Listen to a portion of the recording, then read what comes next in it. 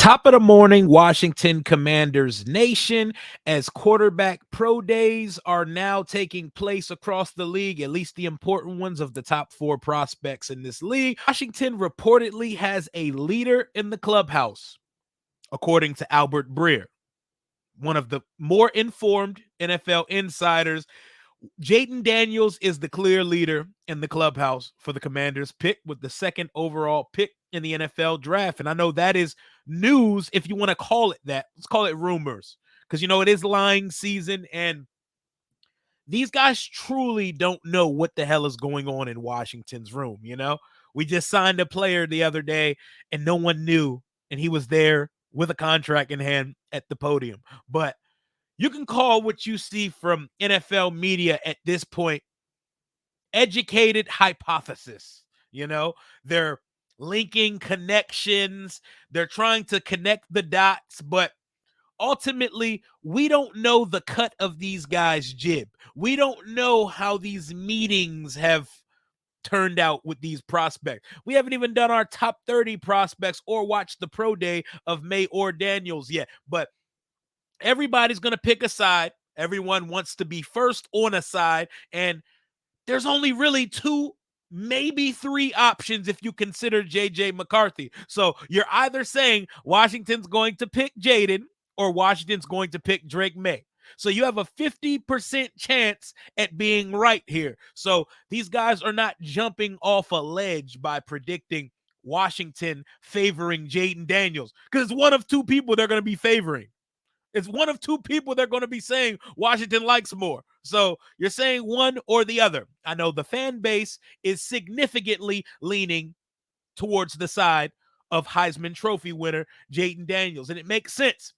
He's probably the shiniest toy in this draft and the most easy on the eyes when it comes to his style, because nothing is more electrifying or inimitable than a quarterback that can run for 100 or 200 yards in a game on top of dotting your ass up for 300 yards. He had a game this year where he had 6 passing touchdowns and over 300 yards and about 100 rush yards and 2 touchdowns. He had a game this year where he threw for 350 and ran for 250 in the same game. So this is a guy who most recently, in a what have you done for lately world, his most recent performance was stellar. He's the most exciting player in college football this year. So I can see why fans would easily drive towards this guy. He's currently the betting favorite to be Washington's pick with the second overall. He started as a plus 150 on DraftKings. Now he's a minus 145 and the clear favorite to be selected by the Washington Commanders. It's a guy who threw for 40 touchdowns and only 4 interceptions this year. This is a guy who ran for 1,100 yards and over 10 touchdowns this year. He does this shit.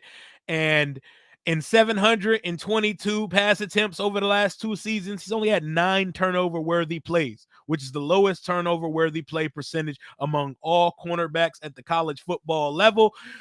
When you look at the mock draft scene throughout NFL panelists, they're all leaning towards Jayden and Washington. Everyone except Daniel Jeremiah. Daniel Jeremiah last year called us drafting Forbes when nobody else had that. Daniel Jeremiah last year predicted Houston take Stroud at 2 and then trade up to 3 and draft Will Anderson, and they did just that. Got the rookie offensive and defensive player of the year in one draft class. Must be nice. But everybody else and they mamas got us drafting Jaden Daniels, the Kuipers, the Phil Yateses of the world, Matt Miller, everybody, everybody has us taking Jaden Daniels with the second pick. Dan Orlovsky absolutely adores Jaden Daniels. He thinks he's better than Caleb Williams, and he said Jaden Daniels should be the number 1 overall pick in the draft. If a guy is capable of being the number 1 overall pick, that's something you easily would want to sign up for as a fan.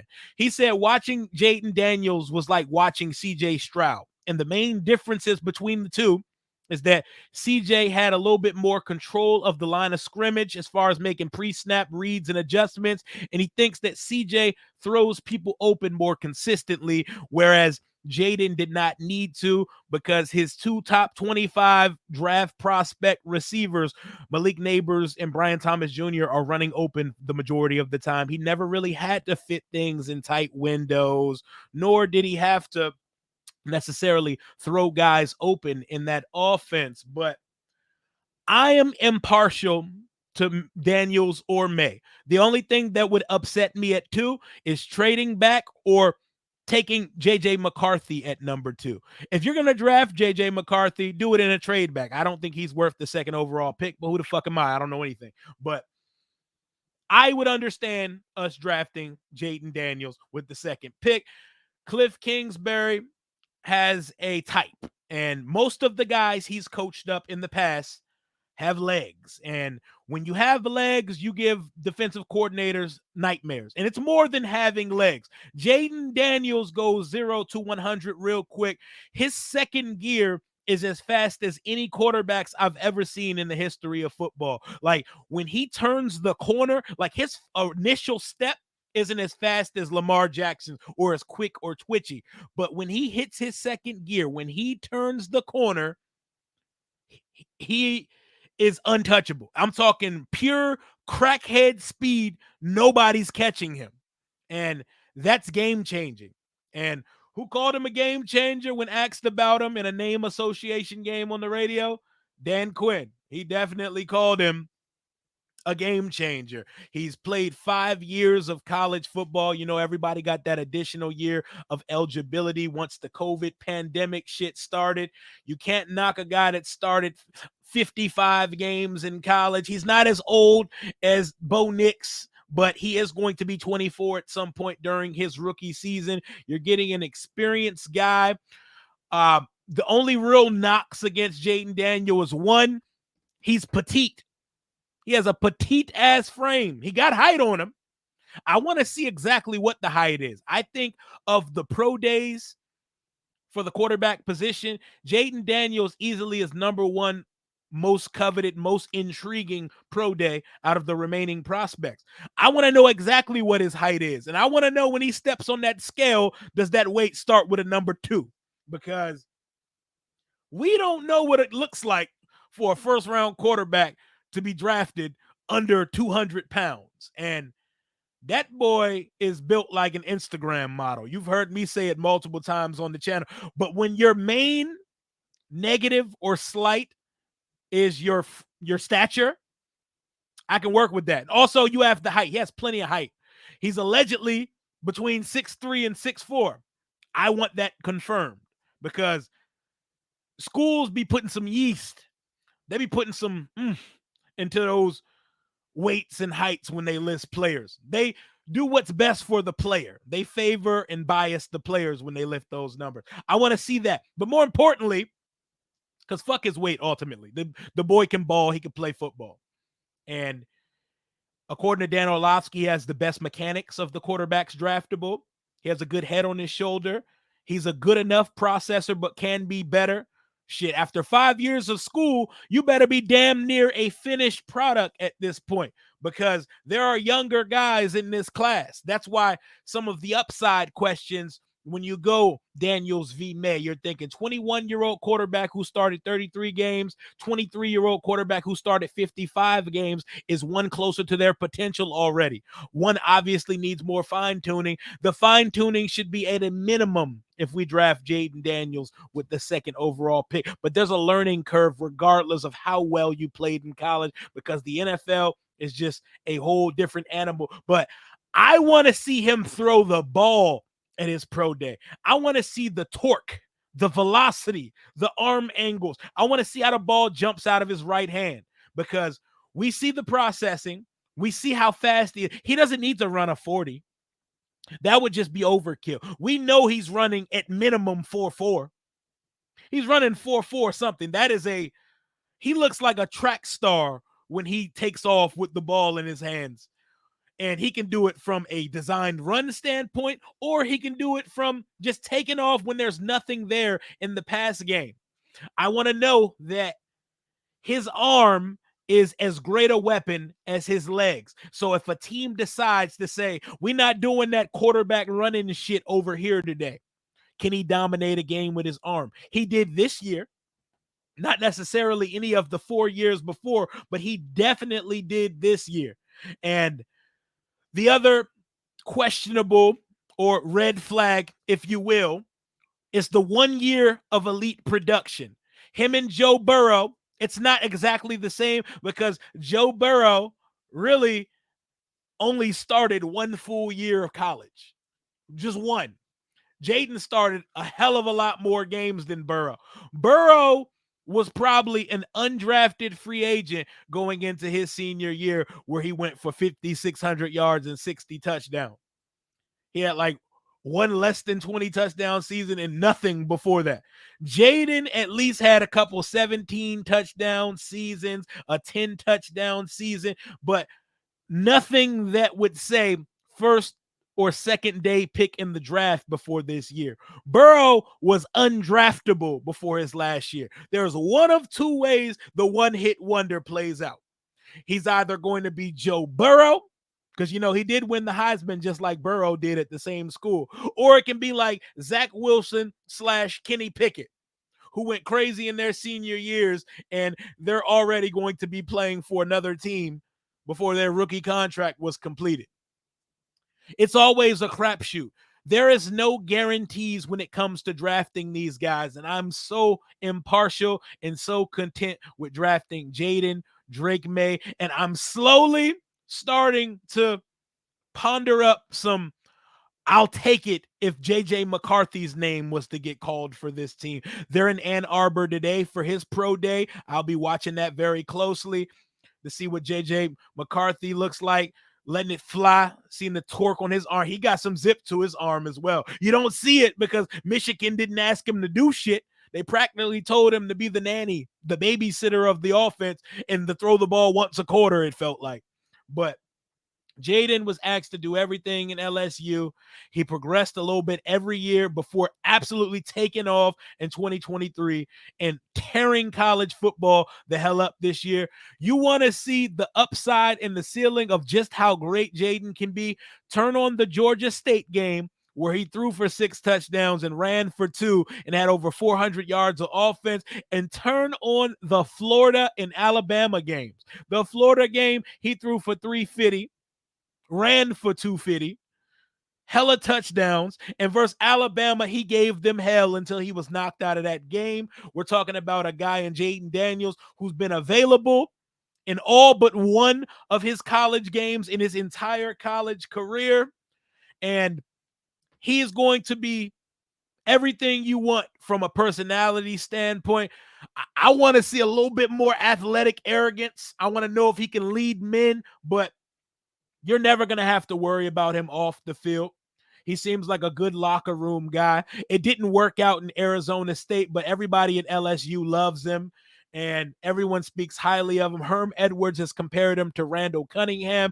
Antonio Pierce is doing all he can to try to get the Raiders in conversation to trade up for the boy, but Jaden Daniels feels like the pick that the majority of the fan base would easily get behind. These jerseys would sell off the rack, and I'm sorry if we draft Jaden Daniels with the 2nd overall pick, our punter going to have to work out some sort of under-the-table agreement because I need JD5 to stay JD5 if we draft him here in DC. And for those who played sports, you understand that numbers do matter to these athletes. Because I know that some of you say, oh, that's silly. Why do numbers matter? Oh, they fucking matter. Swagger matters. Athletic arrogance matters. And he has a brand. He's JD5. He got to wear 5. And I'm sorry, Trustway, you wore 36 in college on the Oklahoma Sooners.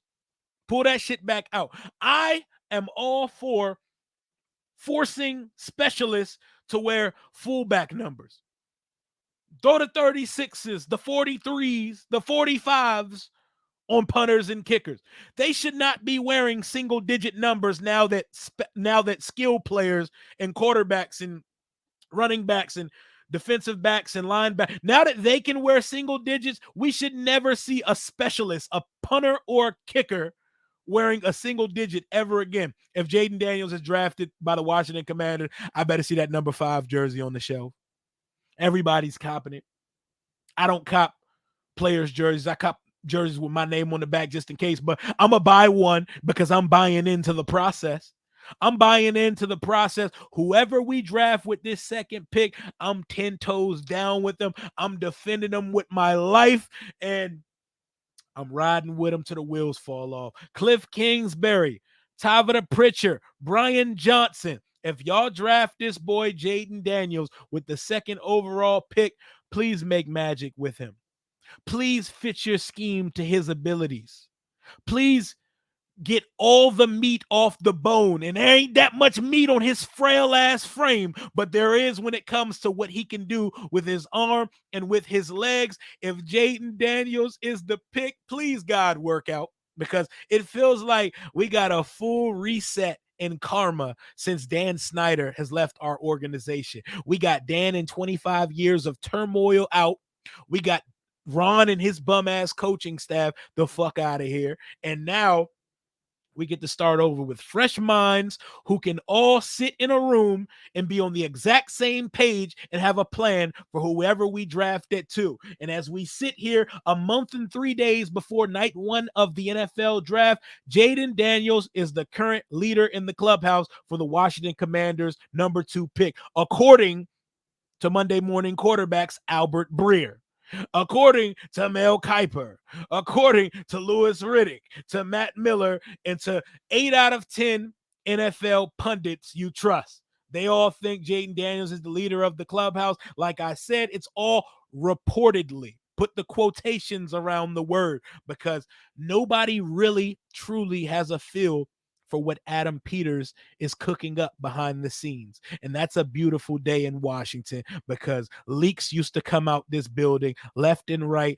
It's no longer a thing, but I feel like we're at a point where we will know who the pick is before Washington's on the clock. So pay attention to what these guys are saying. None of it is the end all be all. And you really don't need to believe anything, but this is what they're telling us right now. If you're paying attention to widespread media consensus, Jaden Daniels is the leader in the clubhouse for the Commanders at the number 2 pick. And if that does happen, we are celebrating on stream on draft night. I'm thinking of, for our draft stream with me, Jalen, Tay, Todd, Zach, Alex, I'm thinking of having it like National Signing Day, where I'm going to have a hat for LSU. I already have a UNC hat. Might get a Michigan hat. Put them all on the table, and we throwing that thing on like it's draft day. Everybody posing with it and wilding on stream. If you got any ideas for shit that we can do on stream for draft night, drop them in the comments. We're a month and 3 days away.